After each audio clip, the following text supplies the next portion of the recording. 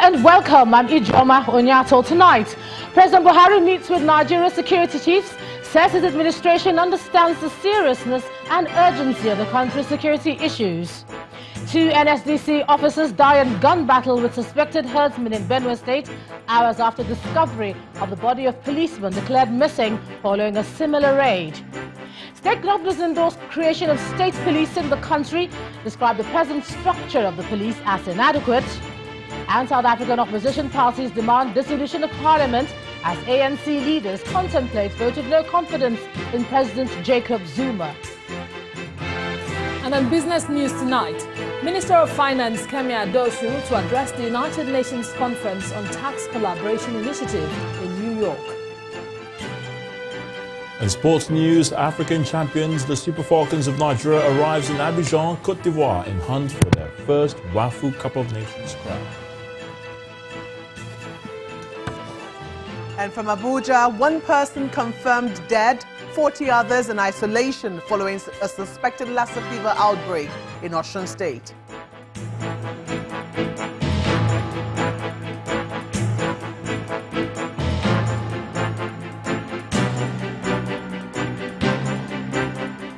We begin tonight from Abuja, where the president today convened an expanded security meeting to address the current security challenges in various parts of the country.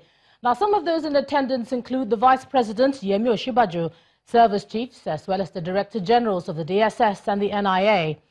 At the end of the meeting, which lasted over 2 hours, none of those in attendance was willing to volunteer any information on the details of the meeting.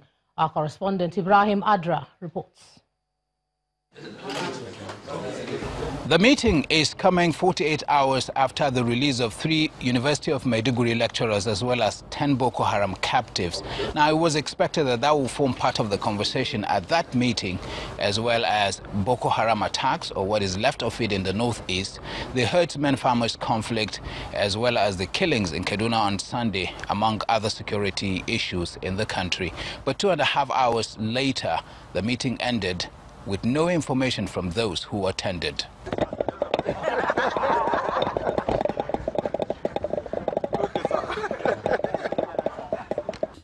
A message on President Muhammadu Buhari's Twitter handle in reference to the meeting says, quote, "We fully understand the seriousness and urgency of Nigeria's security issues and are determined to implement carefully considered solutions that will not only earn the confidence of Nigerians, but also stand the test of time." End of quote. The president has some words of assurance, but a challenge to security agencies. Quote, "Let me also assure that all persons arrested so far, including those arrested for illegally possessing arms, will be duly prosecuted. I urge judicial officers to be alive to responsibilities in this regard to enable the speedy dispensation of justice." End of quote. Whereas some Nigerians believe the government of the day has not given the issue of security the deserved attention, the Buhari-led administration insists it has and will continue to do what is necessary to restore peace in the land. The Minister of Foreign Affairs and that of Interior are not regular members of the Security Council. Their presence at this meeting perhaps suggests the crucial nature of the discussion that went on behind closed doors. From the presidential villa in Abuja, Ibrahim Adra, Channels Television News. Meanwhile, presidential spokesman Femi Adesina has also been speaking on the security meeting between the president and security chiefs in Abuja. In a video post on his Facebook page, Mr. Adesina says the meeting discussed the farmers-herdsmen clashes, kidnapping, cattle rustling, and other issues deemed to be a threat to national security. The intention is to tackle all these issues in different parts of the country. The exercise by the Nigerian Army called Operation Cat Race had been announced, and it takes off later this week in the North Central Zone. It is expected that this will bring under control, to a large extent, the issues of farmers and herdsmen crisis and other ancillary security challenges in that zone. The issues are being tackled, and Nigeria can look forward to days in which these things will be reduced to the barest minimum, if not completely controlled. Staying with security now, 2 officers of the Nigeria Security and Civil Defense Corps have been found dead following a gun battle with suspected herdsmen in Goma, local government area of Benue State. Confirming the incident to Channels Television via telephone, the NSCDC Benue State Command spokesperson Adakole Peter said the 2 officers, an assistant superintendent of Corps and a senior Corps assistant, died defending the village against 100 attackers who stormed the community. Now, this is happening just hours after the discovery of the body of one of 4 police officers declared missing last week after being ambushed by suspected herdsmen. The policemen were part of the mobile police team on security patrol and confidence-building exercise in Logo, local government area of the state.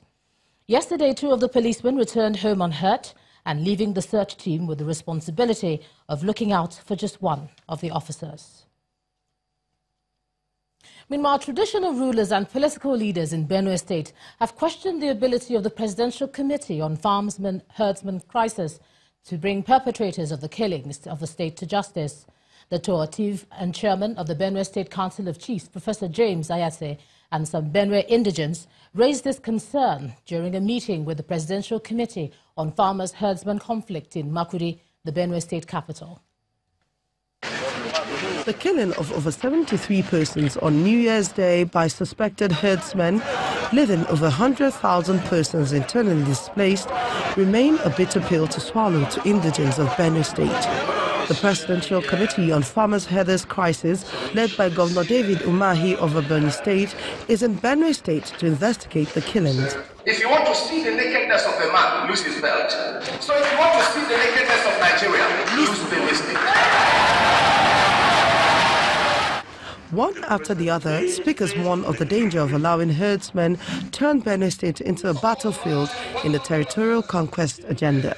Who licenses all these submachine guns and AK-47 the Fulani are carrying about them? The Fulani are interested in taking over this land and they have the support of the federal government. One of the grieving mothers asked members of the Presidential Committee if they could accommodate those who rip open pregnant women and kill children. If we want to dialogue, for Excellency, are we going to dialogue with orphans, with widows, with widowers? The Toativ, however, expressed concern about President Muhammadu Buhari's willingness to address the issues. We go in tears to see the president. We've just buried 73 people, and we are told go back and learn to accommodate strangers. And where is this report going to be taken to? While the host governor is worried about the continuous attacks, leaders of the delegation expressed hope of finding solutions to the killings.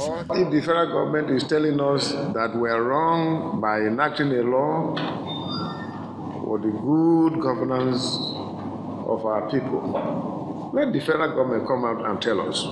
If the problem of the people is that, look, don't grab our land. And the herdsmen's own problem is that, oh, our cow must drink water and eat grass.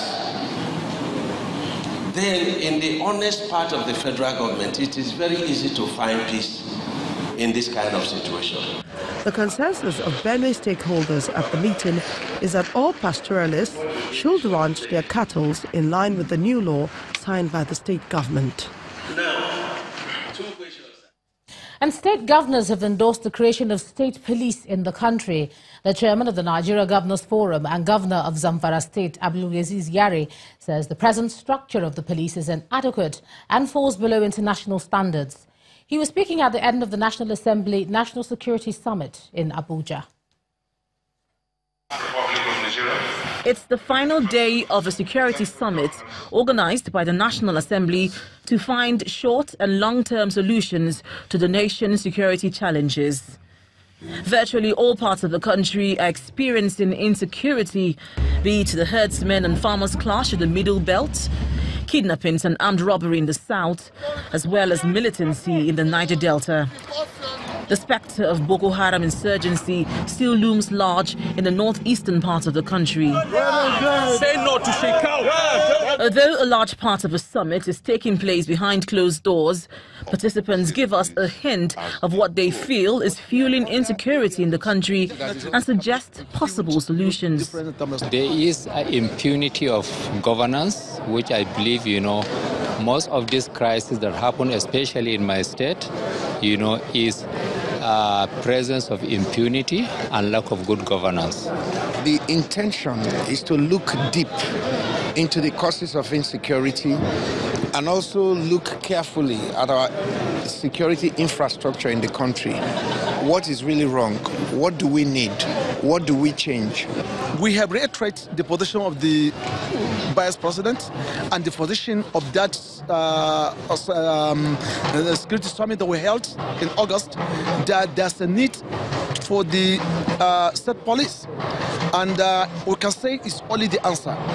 They also had a question and said the excess power of governors. And so many citizens of Nigeria also raised that same question. That, okay, now that the assistant governors are having excess powers, if they have police, what are they going to do? We're having judiciary. What do we do with the judiciary? We don't abuse them. So therefore, if we can put the structure of judiciary to the police, definitely we can make a huge difference in terms of security. Be that as it may, the creation of state police is a constitutional matter. Therefore, the National Assembly will be required to amend the 1999 Constitution to include it. However, the creation of state police is not an agenda in the ongoing constitution amendment process. But with the push for it by some policy makers, we just might see it reintroduced for inclusion in the constitution review process. But will the creation of state police be a solution to the alarming security challenges in the country? Linda Akibe, Channels Television News. To security matters of a different nature in the court, the Federal High Court in Abuja has fixed February the 21st for the Prosecution and Defense Counsel to adopt their final addresses in a suit filed by the federal government against Charles Oka and Obi Nwabweze for allegedly masterminding the October the 1st, 2010 Independence Day bomb blast near Eagle Square, Abuja. The adoption of addresses could not proceed today because of an application by the prosecutor, Mr. Alex Izion, who sought the leave of the court to regularize one of the documents the prosecution tendered in evidence. The document is a list of items mentioned by one John Afolabi, the first prosecution witness, which was tendered and later admitted in evidence as Exhibit 1. Mr. Oka, Obi Nwabweze and two others were initially arraigned before the court on December the 7th, 2010, over their alleged involvement in the bomb blast, which left about 12 people dead and several others injured.